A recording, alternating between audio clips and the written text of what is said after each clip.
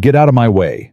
I'll write you a check for whatever this dump is worth. Just fix my car and let me leave." She said it like money was oxygen, like it solved everything, like it always had. But Ethan Cole didn't flinch. He just wiped his hands on a rag, looked her dead in the eye, and said the four words no one had said to Vivian Hale in 15 years. "Lady, put it away."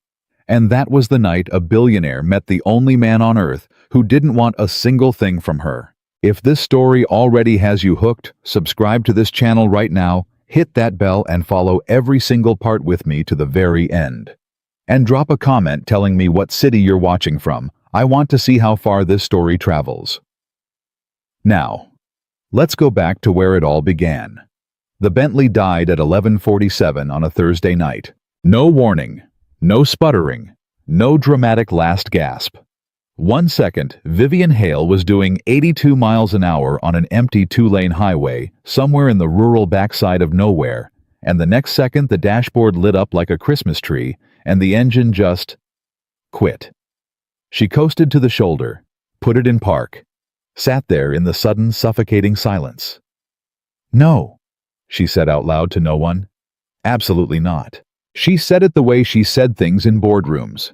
Firm, final, non-negotiable. Like the universe owed her compliance the way her employees did. The universe apparently had not gotten the memo. She tried the ignition. Nothing. Tried it again. A thin, pitiful click. She grabbed her phone off the center console. No signal. Not one bar. She held it up toward the windshield, like an offering. Still nothing. She opened the door and stepped out into the night air, held the phone above her head, turned in a slow circle. Zero. Absolutely zero. Vivian Hale. 34 years old, CEO of Hale. Consolidated worth, according to Forbes. Somewhere north of $4 billion was standing alone on a dark highway, in a state she wasn't even entirely sure she was still in, with a dead car, a dead phone, and nothing in either direction. But black road, and the sound of wind moving through trees she couldn't see. She stood there for a full 30 seconds. Then she started walking. She hadn't walked more than a mile, heels clicking against asphalt, the Bentley growing smaller in the darkness behind her when she saw it. A light. Not much of one. Just a faint amber glow coming from a low building set back off the road, half hidden behind a row of old oaks. A hand-painted sign above the wide garage door read, "Cole's Auto and Repair." Below it, in smaller letters that had been repainted at least twice, "Honest work. Fair price." One of the garage bays was still lit from inside. The rolling door was halfway up. She could hear something, a radio playing low. Classic country, the kind her grandmother used to listen to on Sunday afternoons. She ducked under the door. The man underneath the truck didn't hear her come in. He was on a creeper rolled partway under the chassis of an old pickup, and she could only see his legs, jeans work boots, one bootlace slightly untied. His hand was extended, feeling along something she couldn't identify, and he was talking to himself in a low, focused murmur. "Come on. Right there. Yeah, there you are, you sneaky little—" "Excuse me," Vivian said. The creeper shot backward. The man's head came out from under the truck faster than was probably safe, and he sat up sharply, mid-30s. Dark hair pushed back from his forehead, jaw shadowed with 2 days of stubble, a smear of grease across his left cheekbone like a war stripe. His eyes were dark and alert, and notably not remotely impressed by her. He looked at her for a beat. Then he looked at her shoes, 4-inch Louboutins now dusty from the roadside, and then back at her face. "You walk here," he said. "My car broke down, about a mile back." "What kind of car?" "Bentley Continental GT. The engine just cut out entirely. I had no warning. Temperature gauge." She blinked. "What?" "The temperature gauge." He stood up in one easy motion, wiping his hands on the rag that had been tucked into his back pocket. Did it run hot before it quit, even a little? She thought back. There might have been something. I wasn't really watching. Yeah. He said it without judgment, which somehow made it worse. Coolant system, most likely. Could be the water pump, could be a hose, could be something in the overflow. I'd have to look at it. Can you look at it now? He glanced at the clock on the wall behind him, looked back at her. It's almost midnight, he said. I know what time it is. We're closed. I can see that. She reached into her bag a Bottega Veneta that cost more than most people's monthly rent and drew out her card case. She set a black card on his workbench. Whatever your hourly rate is, I'll pay triple. Tonight. He looked at the card, didn't pick it up. I can't tow your car tonight, he said. I'd need my rig, and my daughter's asleep in the back. He nodded toward a door in the far corner of the garage. I'm not waking her up and dragging her out on a tow run at midnight. Vivian stared at him. You have a child. Here, in the garage. In the apartment above it, yes. She's 8, and she has school tomorrow. He crossed his arms easy and unbothered. I can go get your car first thing in the morning, 7 o'clock. Have it back here by 7:30, take a look, give you an honest assessment. I need to be in Chicago by 9 a.m. Then you should have taken the interstate, he said, not unkindly. The silence between them stretched thin. Vivian Hale did not get told no. She had not in recent memory been in a situation she could not solve with a phone call or a wire transfer. She had 17 people whose entire job was anticipating problems before they happened and removing them from her path. She had a jet on standby at Midway. She had the private number of the governor of 2 states, and she was standing in a small-town garage at midnight, and none of that meant a single thing. Then where, she said carefully, am I supposed to go? He didn't answer right away. He looked at her, really looked the way people rarely did anymore, like he was actually trying to figure out what she needed rather than what she wanted. It made her feel strangely naked. There's a motel, he said finally. About 8 miles up the road. The Sunrise Inn. 8 miles. Yeah. On foot. I could call you a cab. In this town. She looked around the garage. Is there a cab in this town? He had the decency to almost smile. Dave Perkins runs a car service, but Dave goes to bed at 10 and he's a sound sleeper.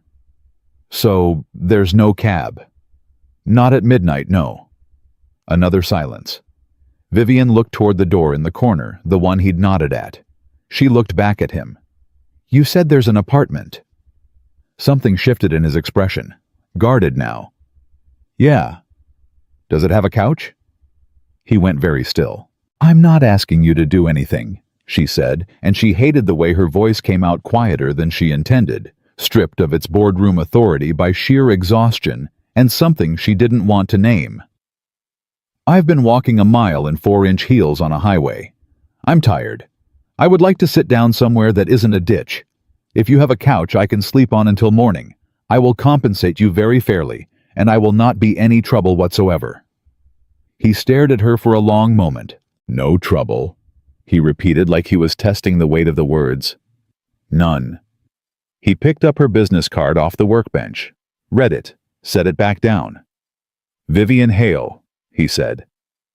Yes. The Vivian Hale, from the news. She tilted her chin up slightly. Apparently. He rubbed the back of his neck, looked at the door in the corner, looked back at her. I've got a couch, he said. It's old, and Lily's got a dog, so it smells like dog. I have a Yorkie, Vivian said. I'm not bothered. Lily's dog is not a Yorkie, he said. She's a 110-pound Bernese mountain dog named Biscuit, and she will absolutely try to sleep on you.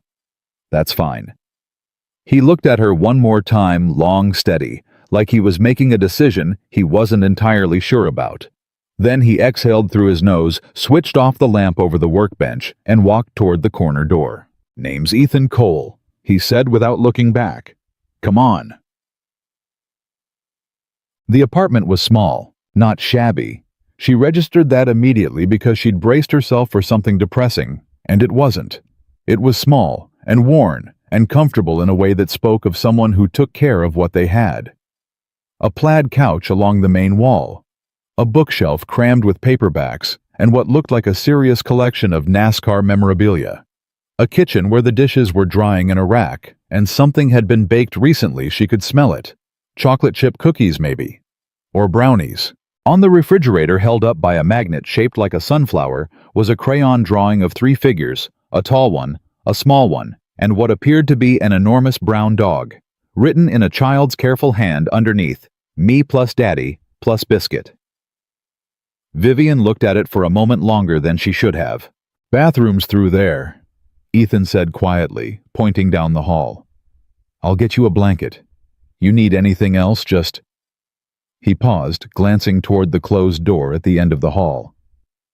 "Just keep it down. She sleeps light." "I will," Vivian said. "Thank you, truly."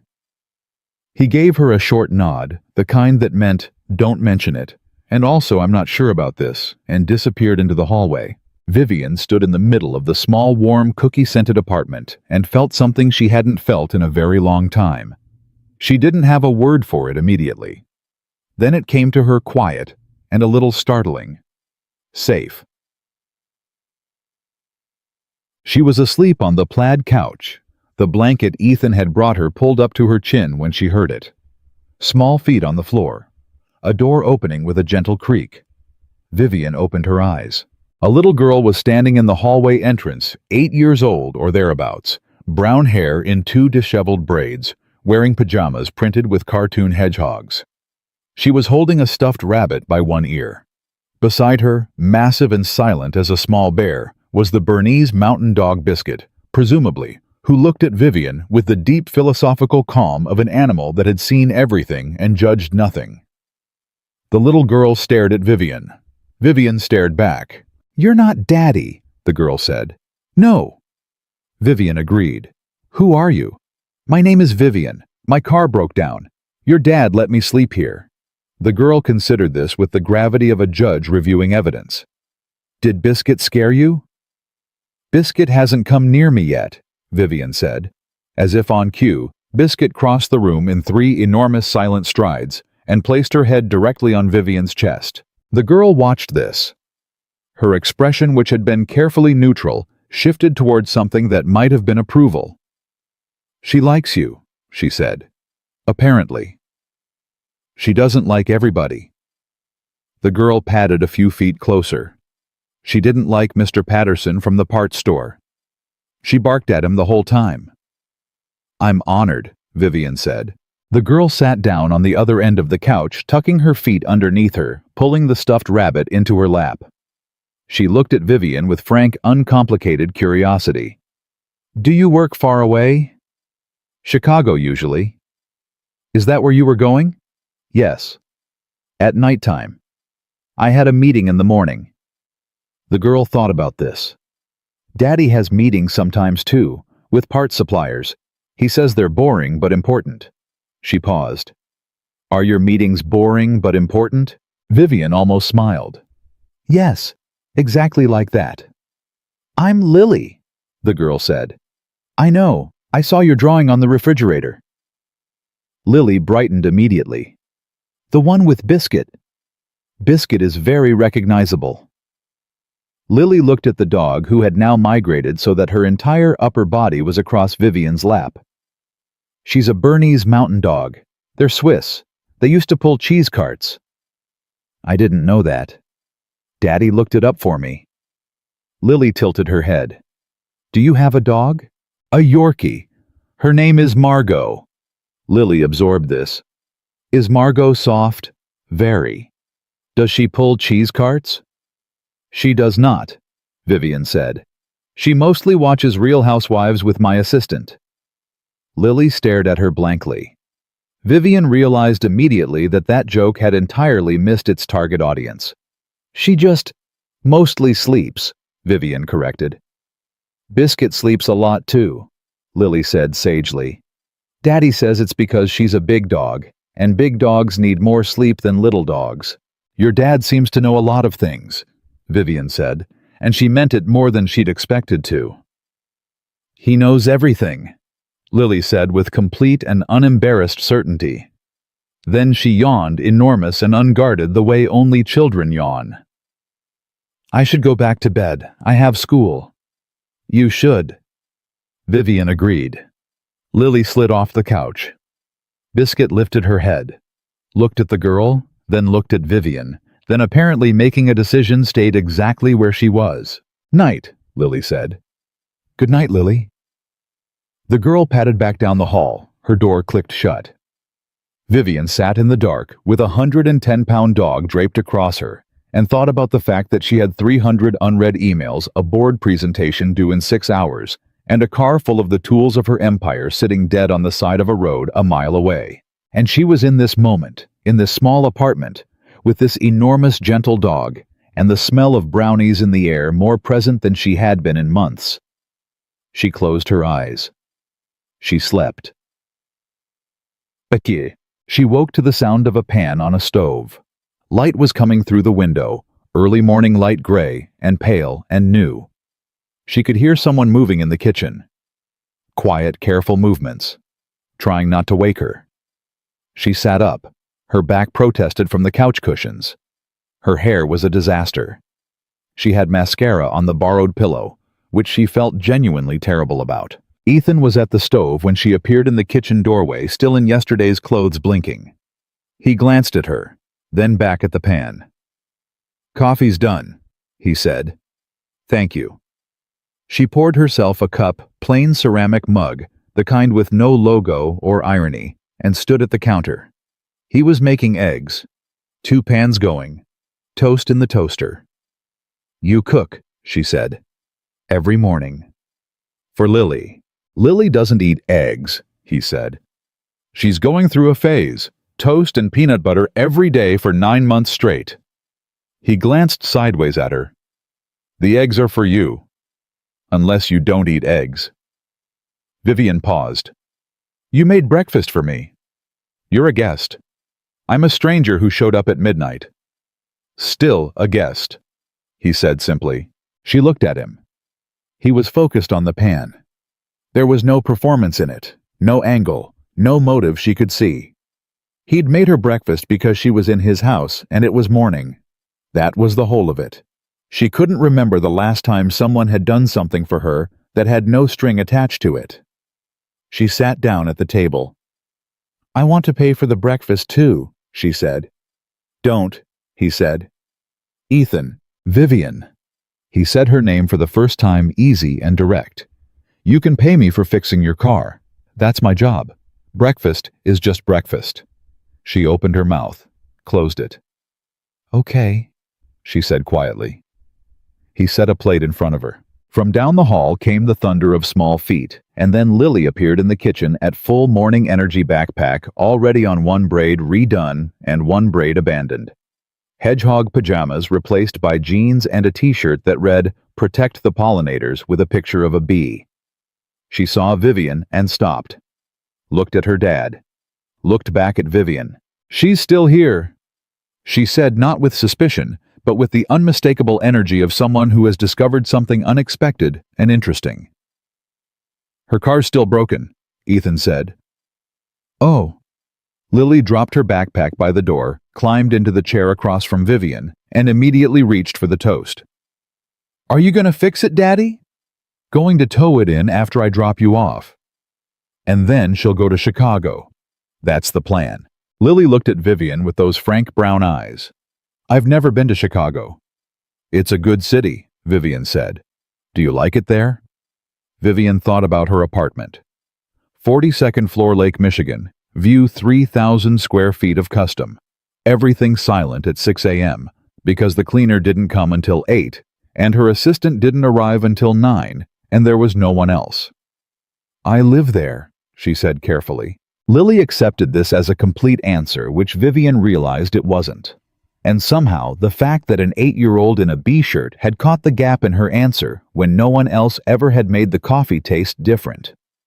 She sat at that kitchen table in clothes she'd slept in, with a dog lying on her feet under the table and a child talking about her class hamster named Gerald, and the morning moved slowly and quietly around her. And when Ethan came back from the school run and started on her car, and when he found the issue a cracked coolant hose, a 4-hour fix, and when he told her she wasn't going anywhere before early afternoon, she sat in the plastic chair in the corner of the garage and watched him work. And she didn't check her phone once. Not because she couldn't. Because for the first time in longer than she could name, she didn't want to. She just didn't know yet what that meant.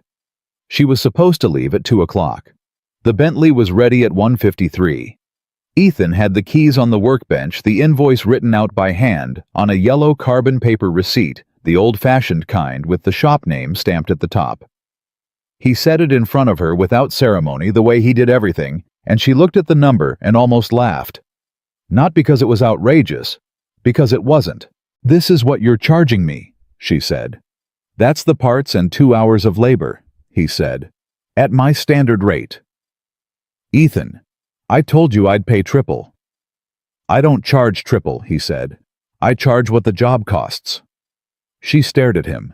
He was already turning back toward the truck he'd been working on, before her moving on, like the conversation was done, like the subject of money was simply not interesting enough to extend. "What if I insist?" she said. "Then I'll tell you to donate the difference to the food bank on Clement Street," he said, not turning around. "They do a Tuesday lunch for seniors, always short on bread." Vivian looked at the receipt, looked at his back, pulled out her card. She paid his rate. And later that afternoon, from the parking lot of a gas station 40 miles up the road, where her signal finally returned, she wired $3,000 to the Clement Street Food Bank and didn't tell him. She didn't know why she didn't tell him. She just knew it would have been wrong to. She made it to Chicago by 6. Missed the morning meeting. Her assistant had rescheduled. It smoothed it over. Done what assistants do. The board hadn't liked it. Her COO, Marcus Webb, had called twice before she crossed the state line, and his voicemails had the particular tight-jawed quality of a man who wanted to say, "This is unacceptable," but had learned not to. She called him back from the parking garage beneath her building. "It was a mechanical issue," she said. "My car broke down." "Your car broke down," Marcus repeated, in the tone of a man hearing that the moon had apologized. "Cracked coolant hose." "Vivian, you have a car service. You have 3 car services." "I was taking a drive. I wanted to be alone." A pause. "Are you all right?" "I'm fine." "Because the Hartwell acquisition call is tomorrow at 7 a.m., and Brennan has questions about the—" "I know about Brennan's questions," she said. "I'll be ready. Good night, Marcus." She hung up and sat in the parking garage for another 4 minutes, which was not something she ever did.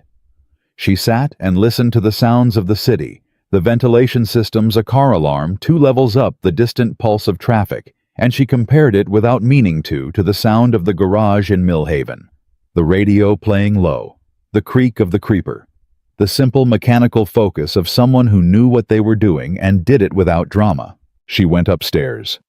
Her apartment was immaculate and silent, and smelled of the diffuser her cleaner kept running, eucalyptus and something called white tea, which Vivian had never actually smelled, but which the interior designer had assured her was calming.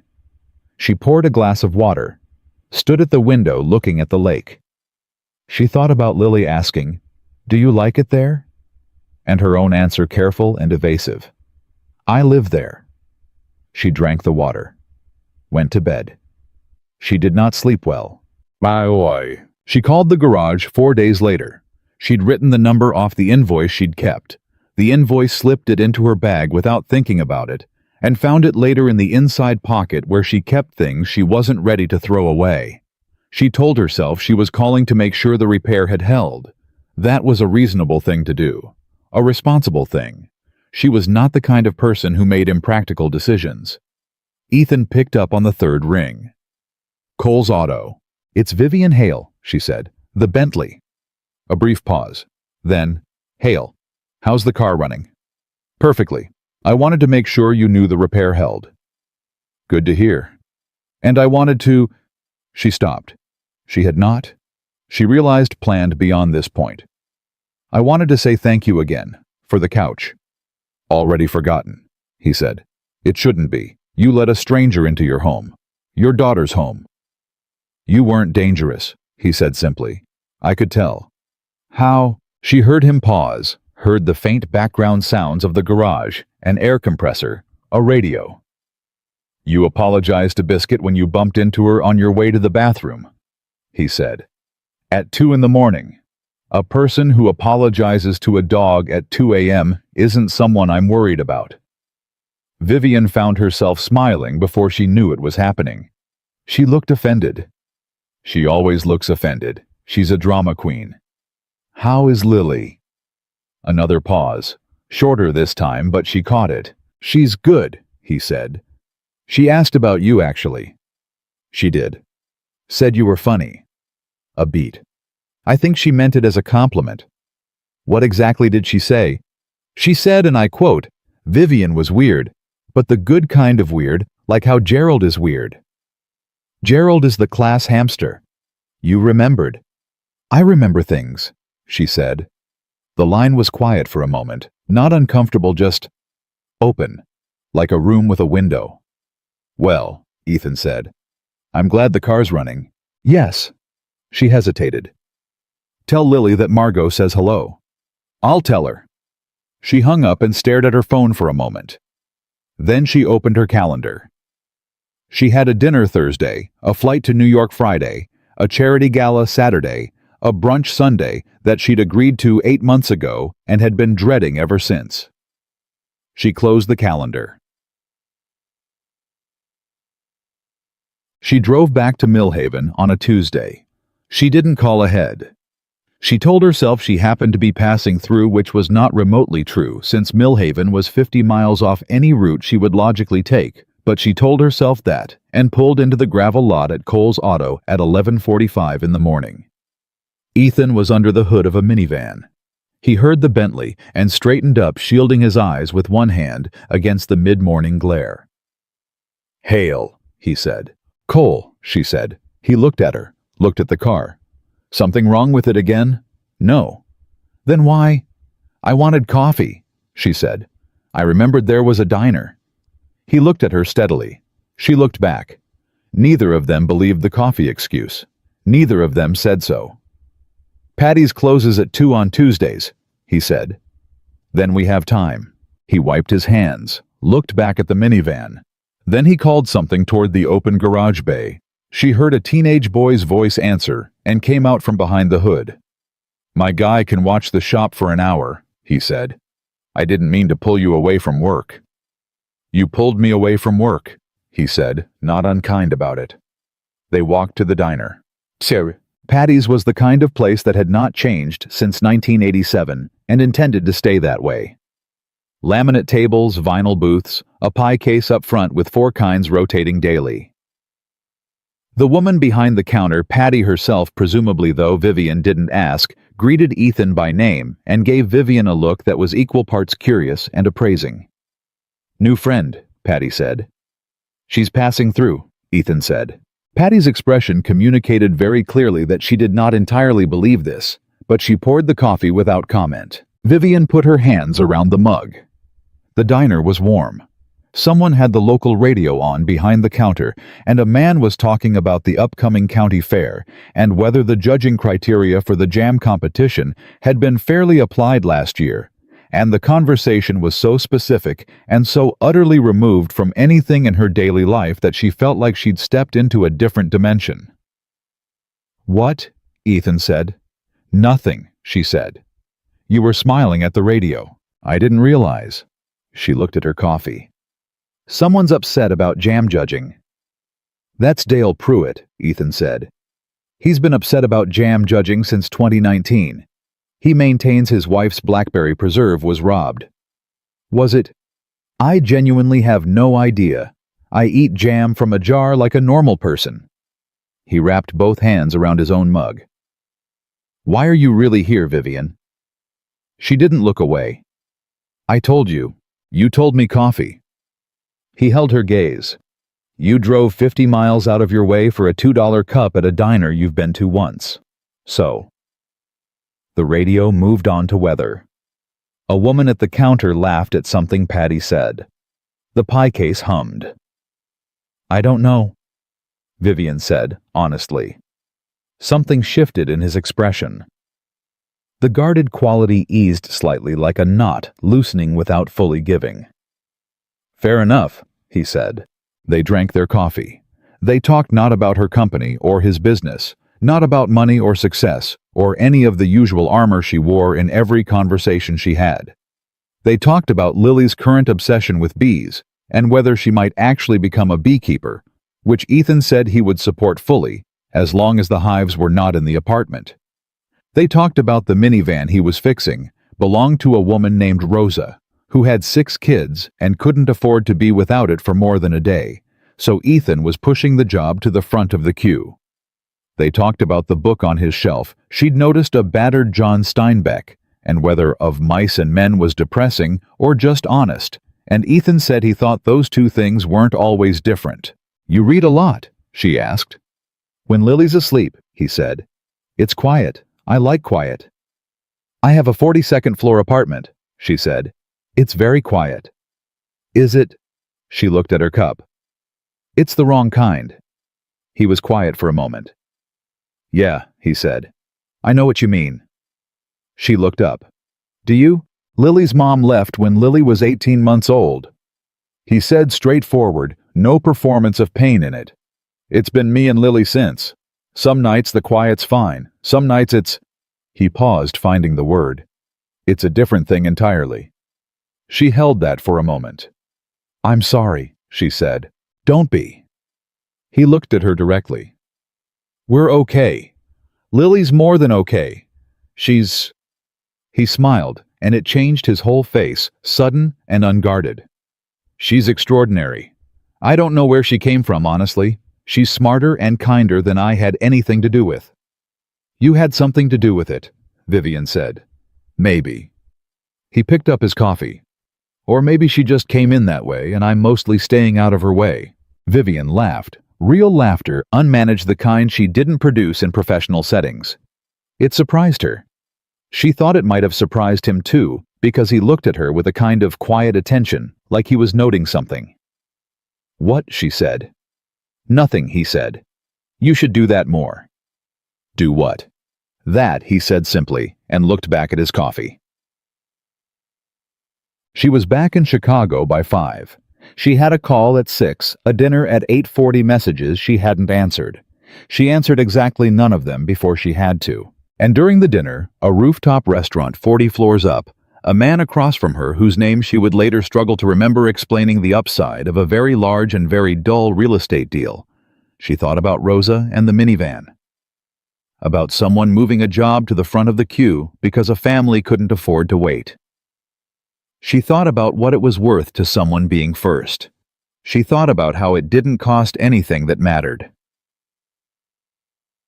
She was back the following Tuesday, then the one after that. She told herself each time she was just passing through. She stopped pretending this was true around the 4th visit. Ethan never asked her to come. He also never told her not to. He made room. That was the only way to describe it, in the uncrowded, unhurried way of someone who didn't hoard their time because they had learned its actual value. By the 5th Tuesday, Lily knew she was coming. Vivian's here, Lily announced from the window above the garage, and Vivian heard it before she'd even gotten out of the car. And she stood there for a second on the gravel, looking up at the small face peering down, and felt something thump hard and quiet in her chest. Hey kid, she called up. Daddy made soup, Lily shouted. You're staying for soup. Ethan appeared in the garage bay, expression neutral, drying his hands. She decided that an hour ago, he said. I had no part in it. Do I get a vote? Vivian said. She's 8, Ethan said. You don't get a vote. Vivian looked up at Lily, who was watching her with enormous expectation. What kind of soup? Vivian called. Chicken noodle, Lily bellowed. Vivian looked at Ethan. It's good soup, he said with the particular restraint of a man who knew something was good and didn't feel the need to sell it. Okay, Vivian said. Okay, Lily shrieked, pleased. Okay, Vivian said again to both of them, meaning different things to each and the same thing underneath. She followed Ethan into the garage toward the narrow stairs, and she didn't look at her phone once. What she couldn't see yet, what she was nowhere near ready to see, was that she had stopped passing through entirely. She had started arriving. And there is a difference. A very significant one. The trouble was that arriving somewhere means you have to decide eventually whether to stay. She was not ready for that question. But the question, patient and certain as weather, was already forming. The Soup Tuesday became a permanent fixture before either of them officially acknowledged it. Vivian didn't announce it. Ethan didn't invite it. It simply calcified into routine, the way some things do quietly, without ceremony, and then suddenly, undeniably. By week 7, Patty at the diner had stopped giving Vivian the appraising look and started giving her a reserved corner booth and a coffee that was already poured when she walked in. By week 8, Lily had moved Vivian's designated mug, a yellow one, with a chipped handle, that Lily had selected specifically because she said it matched Vivian's coat, to the front of the cabinet, so it was the first one you reached. Small things. Ordinary things. The kind of things that meant nothing and everything at the same time. Ethan noticed. He didn't comment. He was a man who understood that some things, if you named them too soon, startled like birds, and were gone. But he noticed. And Vivian, for her part, had started doing something she had not done in over a decade. She had started leaving gaps in her calendar. Not canceling things, she never canceled. It wasn't in her, but not filling every hour the way she always had. The way she'd learned to fill hours as armor, as proof of relevance, as confirmation that she existed and mattered and could not be touched by the particular silence that waited at the edges of a life built entirely for achievement. She left Tuesday afternoons open, every week. No explanation to Marcus. No note in the system, just unavailable. 2 to 7 p.m. Marcus had asked once. She'd said it was personal time. He'd gone quiet in the way of a man recalibrating. She hadn't explained further. The first crack happened on a Wednesday she hadn't planned for. She was in the middle of a strategy meeting, 11 people around a glass table, the Hartwell acquisition in its final and most complicated stage, when her phone buzzed with a number she now knew by heart. She let it go to voicemail. It buzzed again 30 seconds later. She looked at the screen. It wasn't Ethan's number. It was a 618 area code she didn't recognize, and something in her, some calibration she hadn't had 6 weeks ago, went cold and alert. She stood up from the table. "Give me 2 minutes," she said, and walked out before Marcus could object. She answered in the hallway. "Is this Vivian Hale?" A woman's voice. Brisk professional. "Yes. This is Shelby Moran from Millhaven Elementary. I'm the school secretary. We have Lily Cole here in the office. She had a fall on the playground. She's okay, just a cut on her chin that may need stitches, but we've been unable to reach her father. Your number was listed as the secondary emergency contact." The hallway went very still around her.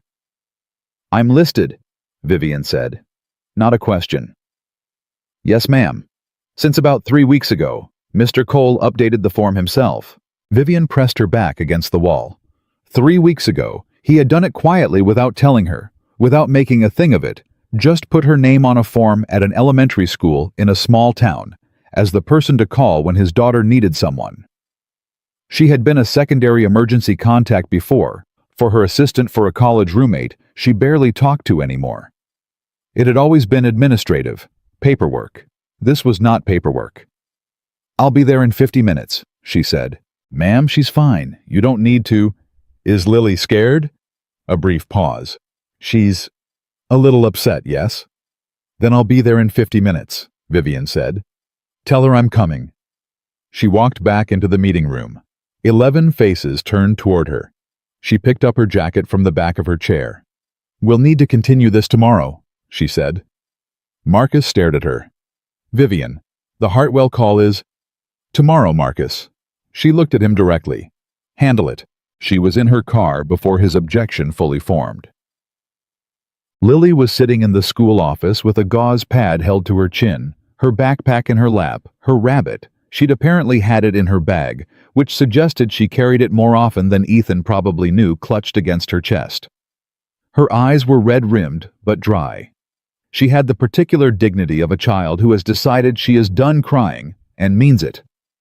She saw Vivian come through the door, and her chin wobbled just once before she locked it back down. "I fell off the climbing structure," she said preemptively before Vivian could speak. "I wasn't being dumb. The bar was wet." "I know," Vivian said, crouching down to her level. "Wet bars are sneaky." "I didn't cry in front of everybody." This was clearly important. "That's impressive." Vivian looked at the gauze.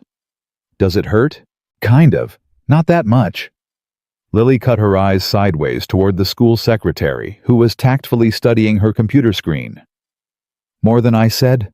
Lily admitted, quieter. "Okay." Vivian put a hand on her knee. "Let's go get it looked at."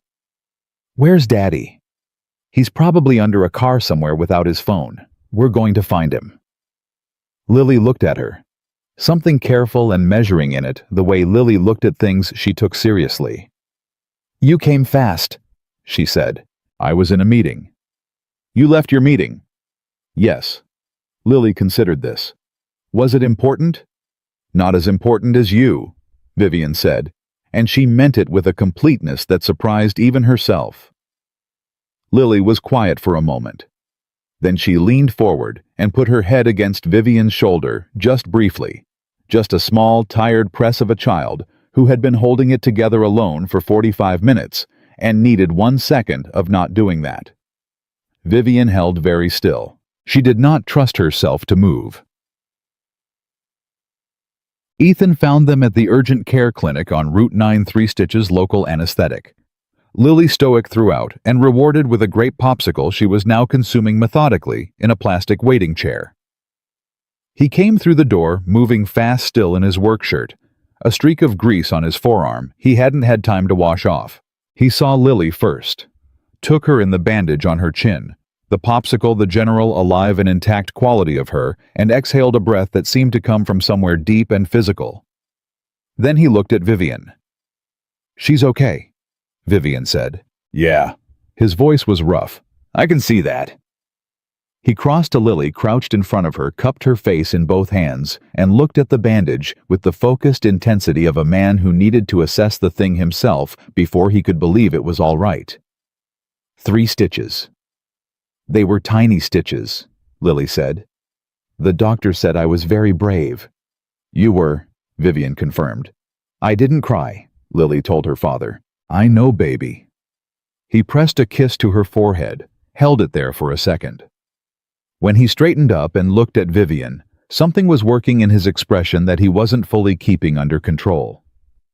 "She listed you as the emergency contact." "The school told me." "I should have told you first," he said. "I should have asked." "Ethan." "That was presumptuous of me," he said quietly but direct. "To put that on you without asking. I'm sorry." "Don't apologize for it," she said, and the firmness in her voice came from somewhere she hadn't planned to open. "Don't. I'm glad they called me. I'm glad I was there." He looked at her for a long moment. The waiting room hummed around them, a television on a wall, someone else's child asking for water, the fluorescent quiet of a Tuesday afternoon at a small-town clinic. "Thank you," he said. Simple, complete. "You're welcome," she said. Same. And that was the moment. Not a declaration, not a dramatic gesture. Just that clean and level exchange in a plastic-chaired waiting room that shifted the thing between them from whatever this is to something real. Lily, oblivious and pragmatic, finished her popsicle. "Can we get food?" she said. "I'm hungry and my face hurts." They got food. The 3 of them in a booth at Patty's Lily on one side, Vivian and Ethan on the other, and the ease of it was terrifying in the best possible way. Lily gave a detailed account of the playground incident that grew more elaborate with each telling. By the 3rd version, the bar wasn't just wet, it had been practically coated in ice, and Ethan listened with the practiced parental expression of a man who knows an exaggerated story when he hears one and loves his kid too much to say so. Vivian laughed. She laughed a lot in a way she couldn't remember doing in a public place with another adult present. Unguarded. unmanaged.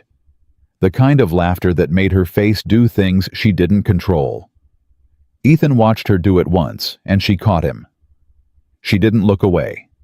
Neither did he. "What?" she said. "Nothing." He said the same way he had in the diner weeks ago. "You keep saying that." "I keep meaning it." Lily looked between them with 8-year-old acuity that was frankly alarming. "Are you two going to be weird now?" she said. "We're not being weird," Ethan said.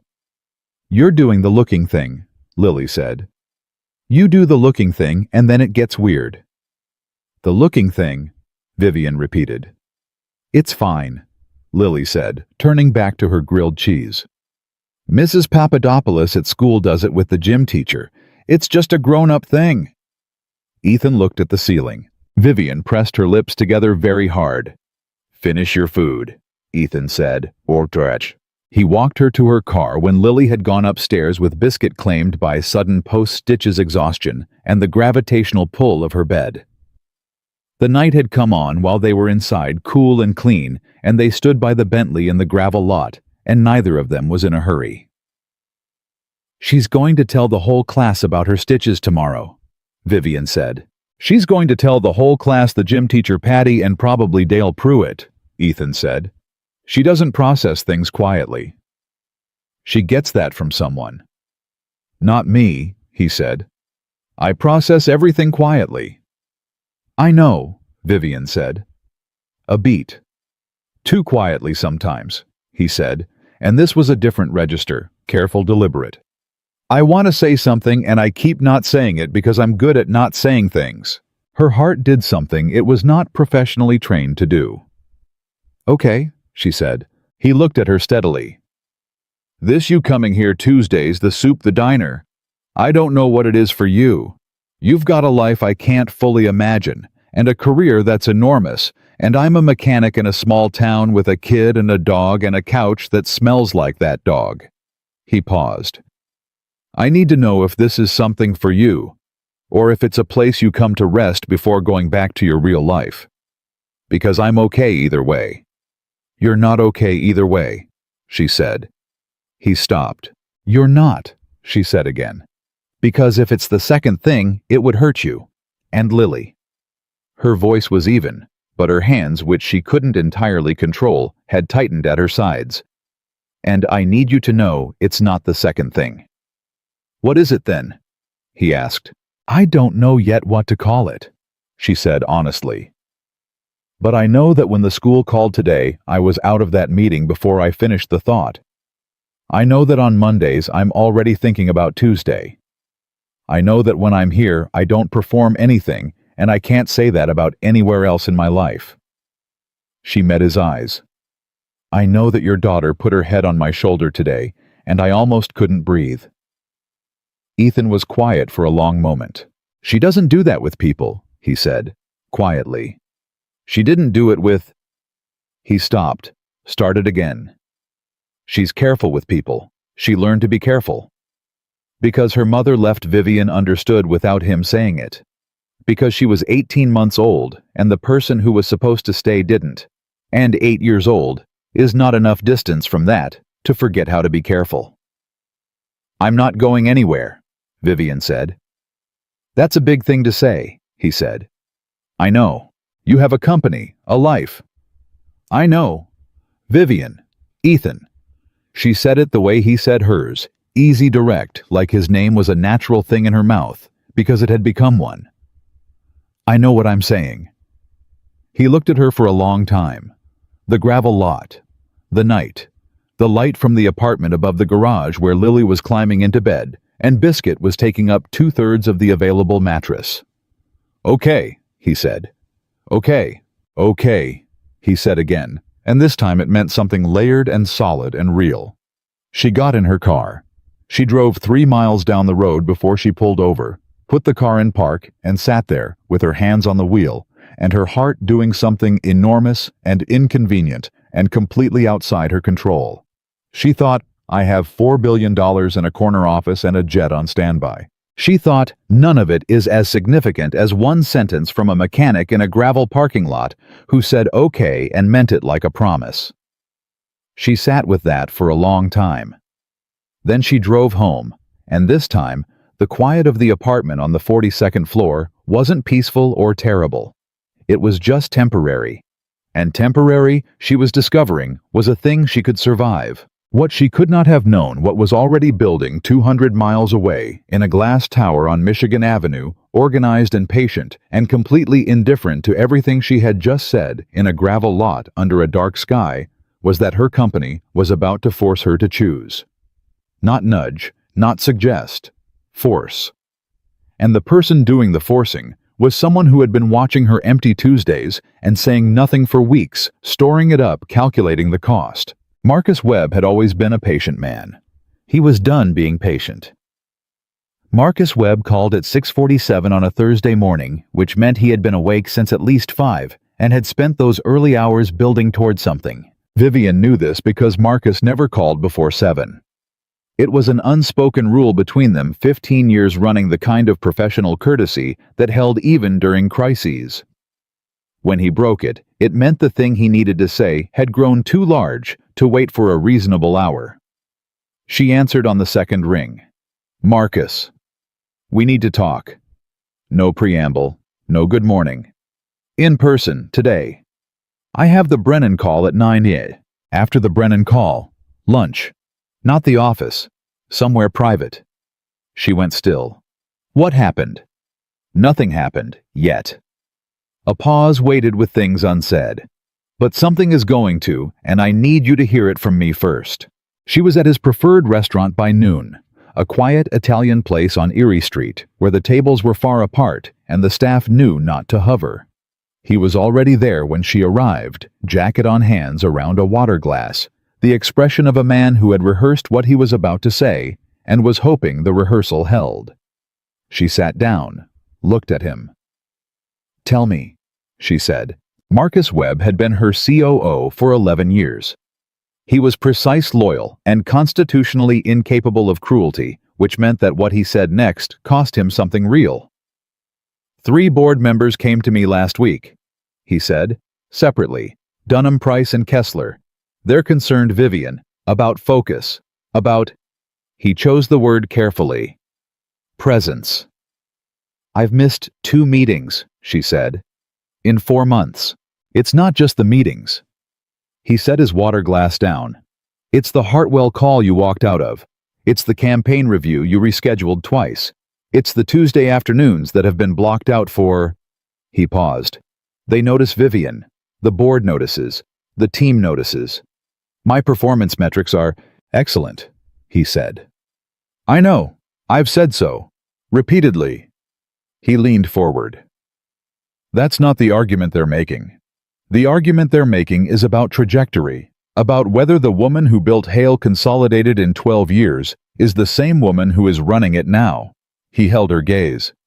"And I didn't have a good answer for them." The restaurant moved quietly around them. Silverware, low voices, the smell of garlic and bread. "They want to move on the CEO structure," Marcus said.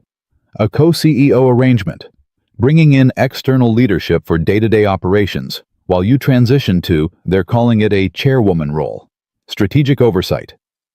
"They want to push me out," she said flatly. "They want to manage a risk they've decided you've become," he said. "That is not the same thing. And Vivian—" He stopped, started again. "They're not entirely wrong to be asking the question. Something has changed. I've watched you for 11 years. I know the difference between a woman who is distracted and a woman who is making choices." He looked at her directly. "Which one is this?" She didn't answer immediately. That itself was an answer of a kind. "I need time," she said. "The board is meeting in 3 weeks," he said. "They'll call a formal review if you don't address this first." He picked up his water again. "I'm telling you now because I think you're the smartest person I've ever worked for, and I would like you to walk into that room with 3 weeks of preparation rather than 3 weeks of denial." Vivian sat with it, the weight of it. "Who else knows you're telling me this?" "No one," he said. "This is me, Vivian. Just me, doing what I should do. She looked at him across the table, this careful, decent man who had given 11 years of precision and loyalty to her vision, and she felt something complicated move through her that was not quite gratitude and not quite grief, but lived in the same neighborhood as both. "Thank you," she said. He nodded, picked up his menu. "Now, are we eating or did I ruin your appetite?" She picked up her menu. "Order the risotto," she said. "You look like you need comfort food." He almost smiled. "So do you," he said.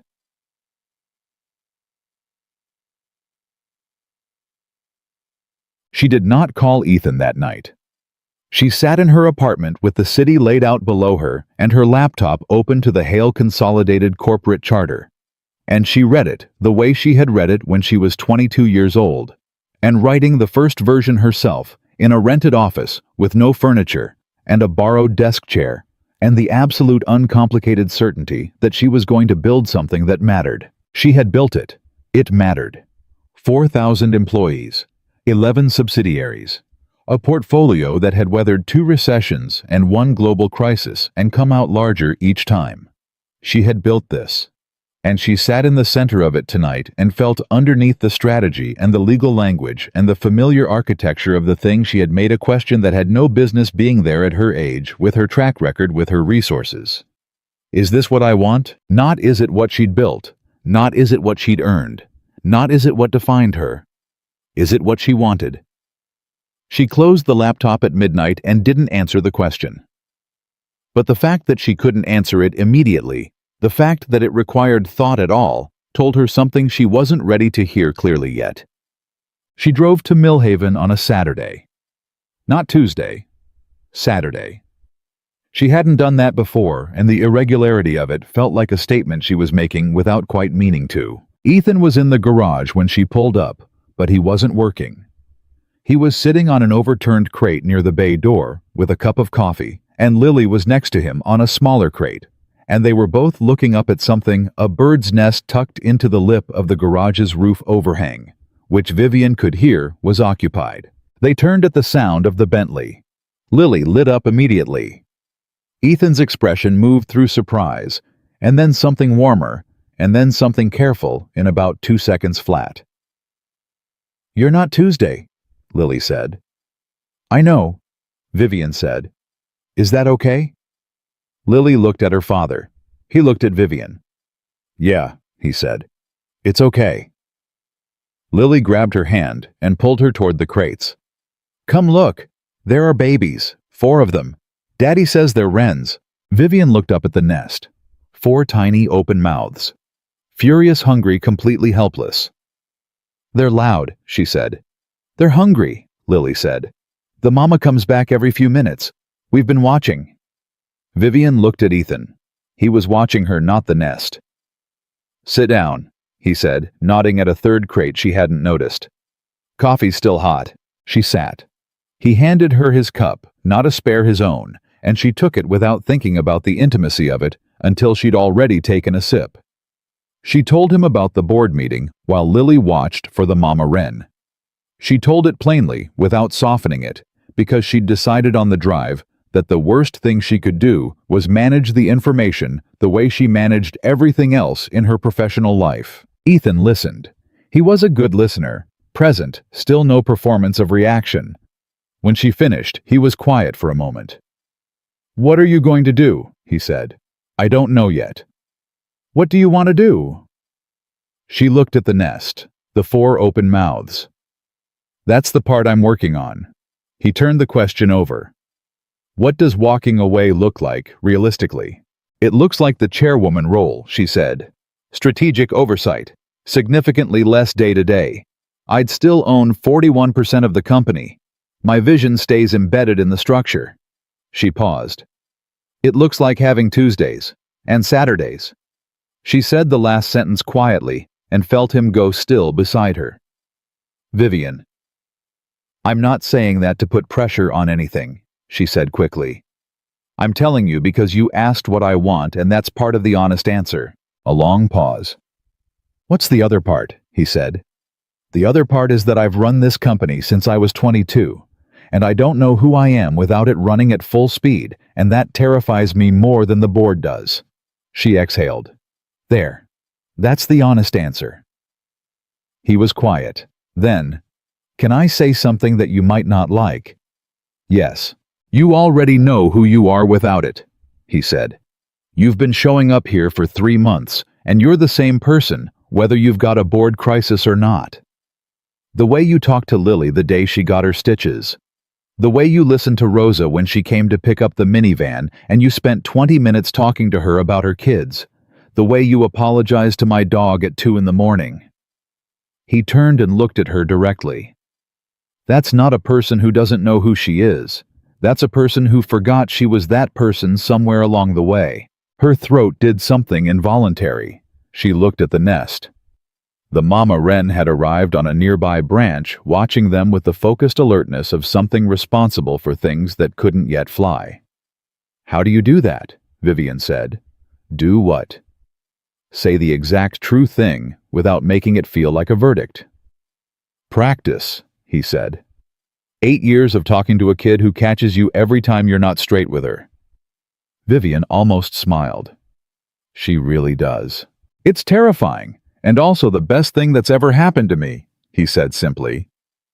Lily, who had been intensely focused on the nest, turned around at that exact moment, with the timing of a child who had absorbed far more of the conversation than she'd appeared to.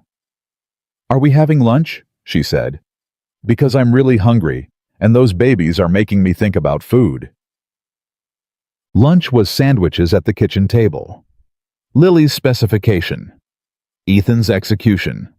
Vivian's contribution, a bag of kettle chips she'd bought at a gas station 2 exits back, because she'd known without examining the knowledge too closely that she was staying for a while. It was during lunch that Vivian's phone rang. She almost didn't look at it.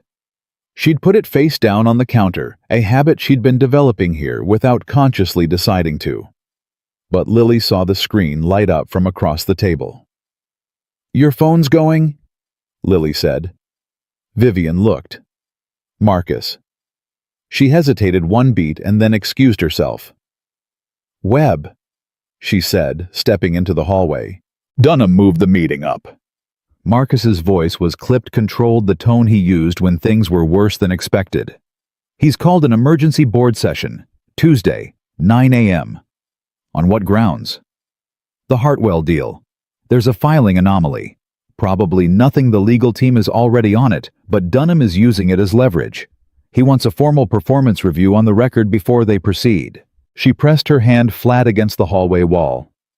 "He's using the Hartwell filing as a pretext." "Yes. And he has the votes to call the session. I checked." Marcus paused. "Vivian, if you're not in that room Tuesday morning at 9 a.m., fully present, fully prepared, he controls the narrative. And the narrative he's preparing is not kind." Tuesday, 9 a.m., she closed her eyes, opened them. "I'll be there," she said. She hung up. Stood in the hallway for a moment outside the kitchen, where she could hear Lily explaining to Ethan with great authority that the correct chip-to-sandwich ratio was a scientific matter and not a matter of personal preference. She came back to the table, sat down, picked up her sandwich. Ethan looked at her. He read her the way he read engines by the sound of things, the quality of the silence. "Bad," he said. "Manageable," she said. Which was not a lie, and also not the full truth. He didn't push, he passed the chips. Lily immediately began the chip-to-sandwich ratio explanation again from the top for Vivian's benefit, and Vivian listened to every word of it and let it fill her head and crowd out Michigan Avenue, and glass tables, and a man named Dunham, who had been waiting for an opening and found one. She stayed until 5. She helped Lily with a puzzle 700 pieces undersea theme brutal, and they got maybe a third of it done, and agreed that the anglerfish section was a personal attack. She washed the lunch dishes, while Ethan fixed something on a neighbor's lawnmower that he'd promised to look at. She sat on the back steps, with Biscuit leaning against her, and watched the afternoon go soft and golden. At 5, she stood up. Ethan was walking back across the lot. I have to be in Chicago Tuesday morning, she said. Early. Okay, he said. So I can't. Tuesday's not going to work this week. He nodded. Simple. Okay. She looked at him. I wanted to tell you directly, not just not show up. Something moved in his face. I appreciate that, he said, more meaning in it than the words carried on their surface. She drove home that evening with the puzzle's anglerfish section unresolved and the board meeting 3 days away, and the conversation in the hallway replaying on a loop. And underneath all of it, one persistent thought that had been growing for weeks and was now undeniable. She was in love with him, not in the way she had been in love before, that managed, scheduled, domesticated emotion that fit into the structure of her life without disturbing it. This was structural. This was the kind that changed the floor plan. And in 3 days, she had to walk into a room full of people who wanted to diminish her, and she had to be entirely herself, and entirely formidable, and entirely sure. The problem was that being entirely sure right now was complicated, because she was sure about the boardroom, and she was sure about Ethan, and she was beginning to understand for the first time in her adult life that being sure about 2 things at once was not the same as knowing how to hold them both. Something was going to have to give. She just didn't know yet what it would cost her when it did. She walked into the board meeting at 8:58 on Tuesday morning, not 9. 8:58. 2 minutes early, which in boardroom language was a statement. I was not rattled. I was not scrambling. I have been ready for this since before you decided to call it. She wore the charcoal suit. Not the navy, not the black.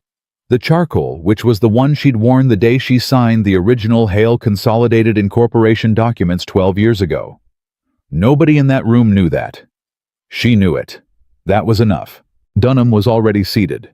He was 61, silver-haired, the kind of man who had spent 4 decades learning to seem reasonable while being inflexible, and he looked at her when she came in with the expression of someone who had expected to be further ahead by now. She sat at the head of the table, her room. Let's begin, she said. Oh. The meeting lasted 2 hours and 40 minutes. Dunham opened with the Hartwell filing anomaly, a discrepancy in the subsidiary disclosure documents that the legal team had already identified as a clerical error, corrected, and filed an amendment on. He presented it with the sober gravity of a man revealing a structural fault in a bridge, and Vivian let him finish every word before she responded. The amendment was filed Friday at 4:12 p.m., she said. The error was identified internally, corrected internally, and reported to the SEC within the required window. There is no regulatory exposure. If you'd like the documentation, Marcus has copies. She nodded at Marcus, who slid a folder down the table without a word. What else? Dunham moved to performance. Attendance record. The 2 missed meetings. The Tuesday afternoons. She had prepared for this. She laid out clearly and without defensiveness the performance metrics for the past 4 months, revenue acquisition, progress team, retention, market position. Every number was stronger than the same quarter the previous year.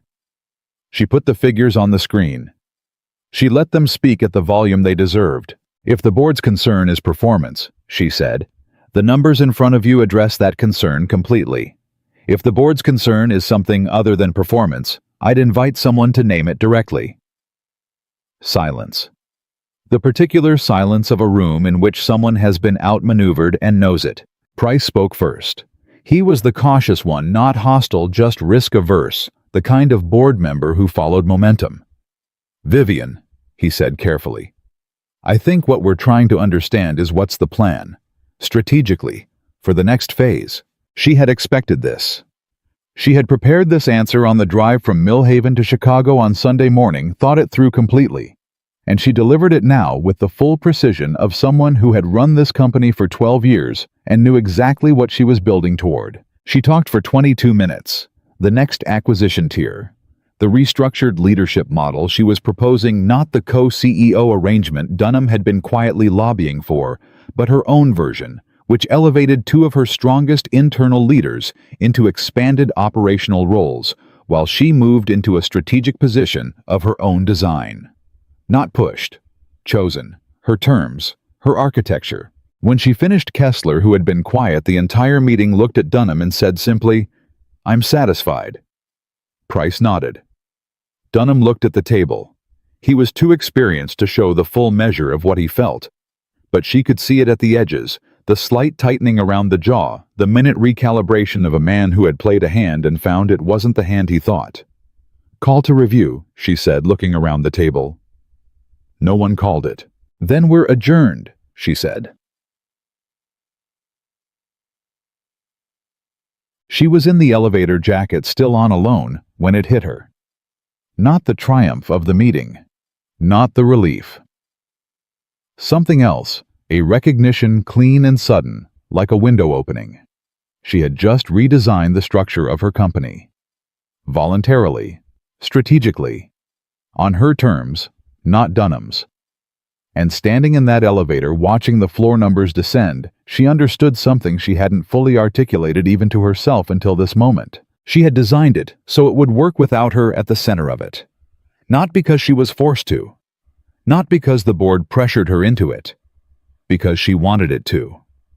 Because she had sat on a back step in Millhaven with a 110-pound dog leaning against her and watched the afternoon go slow and golden, and that had been worth more than anything she had ever achieved in this building, and she was done pretending otherwise. She called Marcus from the lobby. "It worked," he said before she spoke. "Yes," she said. "Marcus, I need to talk to you about the transition timeline." "I figured," he said. "How fast?" 90 days, she said. "I want it clean. I want the 2 new roles announced internally before the end of the month, so the team hears it from us and not from speculation." A pause. "And the chairwoman structure?" "Modified," she said. "I'll outline it for you Thursday. It's not what Dunham proposed. It's better." Another pause. She could hear him exhaling something that was not quite emotion, and was also not entirely professional composure. "Are you happy?" he said. Not a boardroom question, a real one. She stood in the lobby of the building she had built, people moving around her, the city going about its enormous, indifferent business beyond the glass doors. "I'm getting there," she said. "Ask me in 90 days. She did not drive to Millhaven that day. She forced herself to wait to sit with the decision to let it be real before she took it somewhere. She spent Tuesday evening walking along the lakefront, no phone in hand, and she let the cold air and the sound of the water work on her the way it did when she was young and the world was large and she was figuring out her place in it. She felt 22 and 50 and exactly right all at the same time. She drove to Millhaven Wednesday afternoon, unannounced, no soup.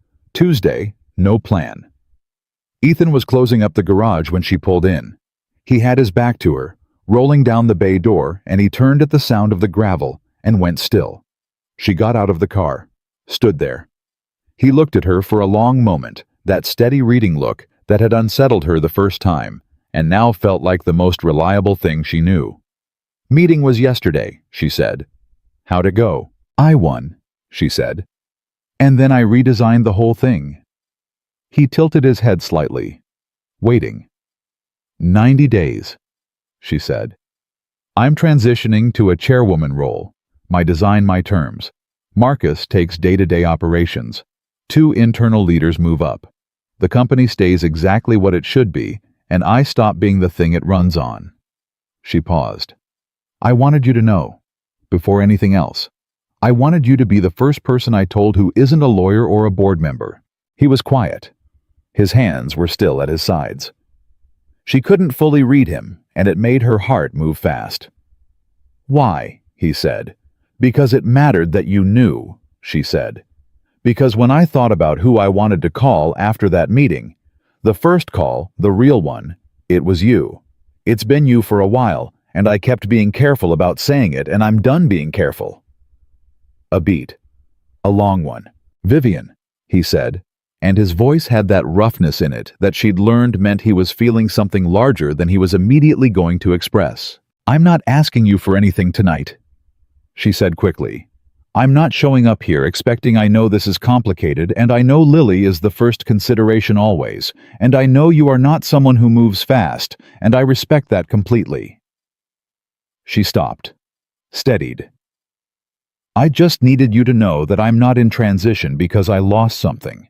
I'm in transition because I found something, and it's here, in this town, with you and your kid and your enormous dog and your terrible couch." "The couch is not terrible," he said. "Ethan, the couch is terrible." "It has character," he said. "It has springs," she said. "In locations springs should not be." Something broke open in his expression. Then, not the careful warmth she was used to, but something deeper and less managed. And he crossed the distance between them in 3 steps.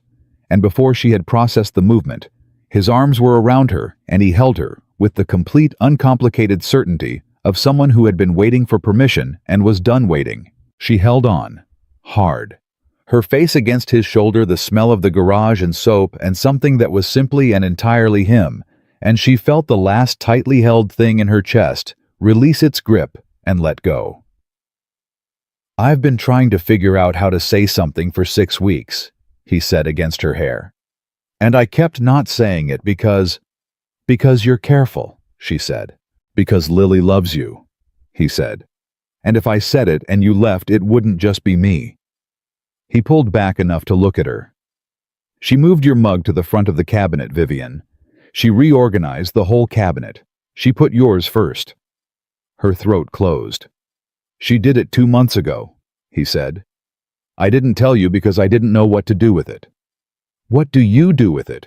she managed. "I think," he said, "you just don't leave." "I'm not leaving," she said. He looked at her with everything he had, no reserve, no management of it, the full and unguarded thing. "I love you," he said. First time, plain and direct the way he did everything. "That's what I've been trying to say for 6 weeks. I love you, and Lily loves you, and I'd like you to stop driving 50 miles out of your way and just—" He stopped. "Just be here." She put both hands on his face. "I love you too," she said. "I love you. And I love that kid, and I love Biscuit, who I also owe an apology, because I accidentally sat on her tail last Tuesday, and I don't think she's forgiven me." "She forgave you immediately," he said.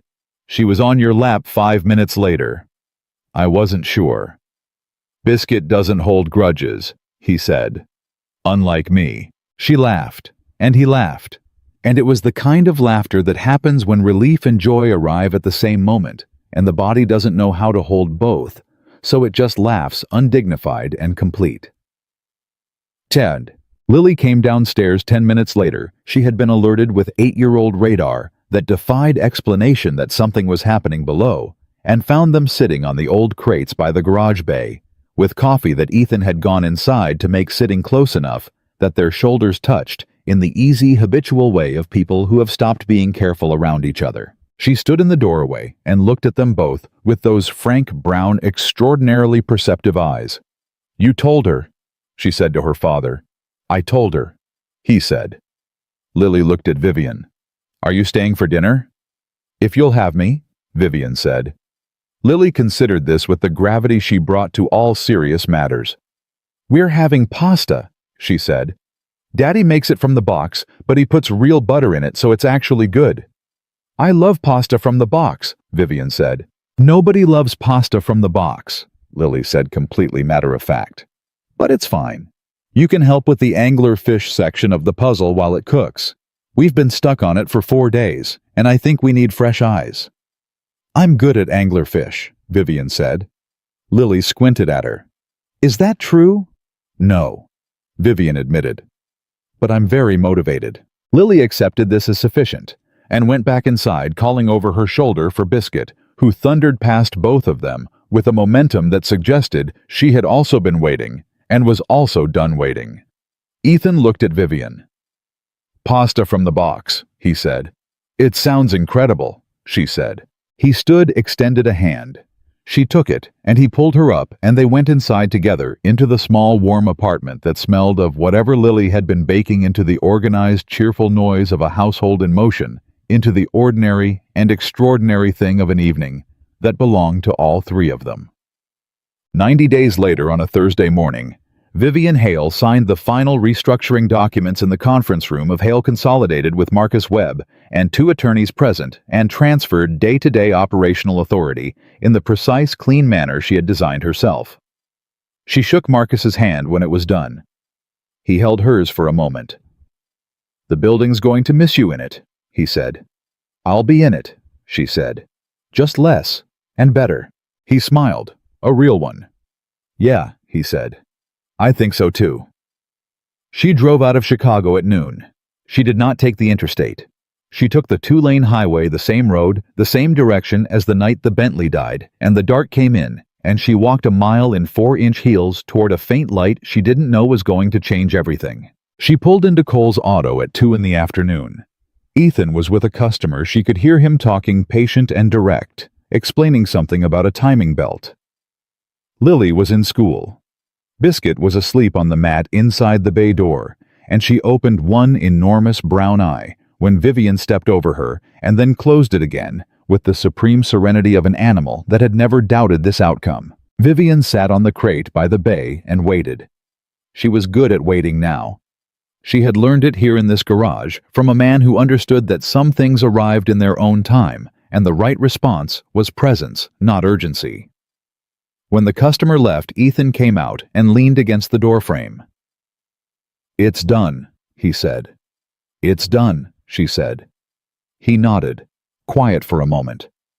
"How do you feel?" She thought about it honestly, the way she'd learned to think about things here without management or spin. "Light," she said. "I feel light."